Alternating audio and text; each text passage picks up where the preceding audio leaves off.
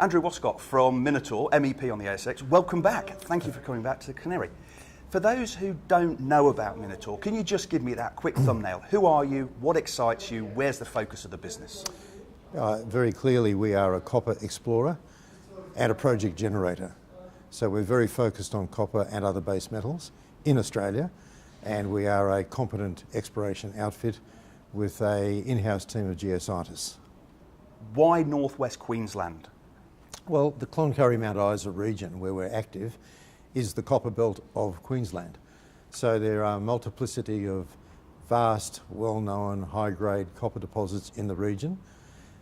There have been no new discoveries of any significance in the last 2 decades because all of the low-hanging fruit or the ore bodies that are at surface or able to be seen from the surface have been found, apparently. So what we're looking for are what we call blind ore bodies, which are below surface, below cover sequence, which is non-mineralised, so you have to go through that to get into the basement rocks to find the ore body. What's your business model that makes that happen for you? Because I understand it's slightly different to a lot of the other players in this end of the market.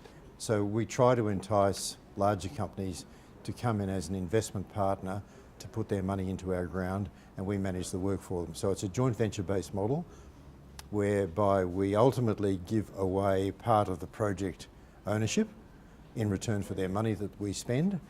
Are there any names of companies that you're JVing with that other people might recognise in the market? Oh yeah, certainly. There's the Japanese government's global exploration pathfinder business called JOGMEC.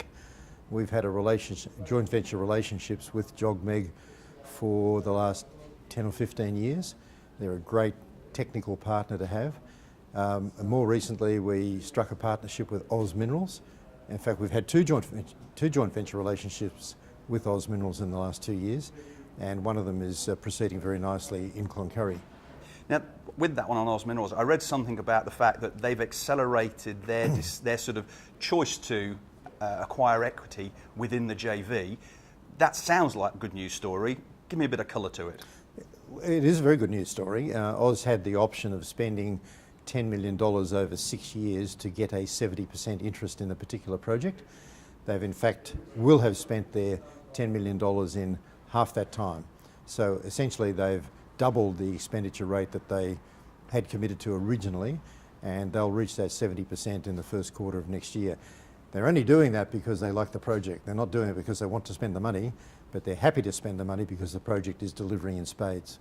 What are those big milestones that will help change the valuation of the business, change the risk profile, might help people to think about when they get in with you? Yeah, look, 12 months ago, what we had at in the Eloise joint venture was a subsurface anomaly, an electromagnetic anomaly which had never been drilled. That's what we had. In 12 months, we've converted that into a significant copper deposit. We're calling it a new copper discovery. It's vast. Its strike length is 3 kilometres, which is extensive. It's only 3 kilometres away from the nearby Eloise copper mine. But within that electromagnetic anomaly, there are 2 structures. So when you add the 2 structures together, they're 6 kilometres in length, at least. We've now put 38 drill holes into them. Every single drill hole has hit copper.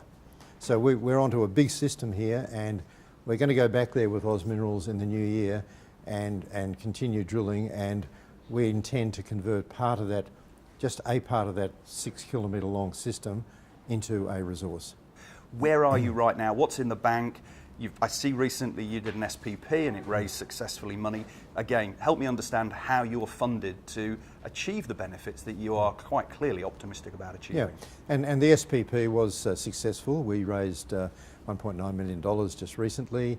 At the end of this month, tomorrow, we'll have $2.75 million in the bank. So we're well funded into next year, and the vast amount of that money will be our contribution into the Eloise joint venture, because we are determined to maintain our 30% interest after Oz get to 70%. There's a lot of good reasons why we want to maintain that interest. If you had to say 3 things to Canary investors for them to consider you as part of their portfolio, what would be those 3 killer things?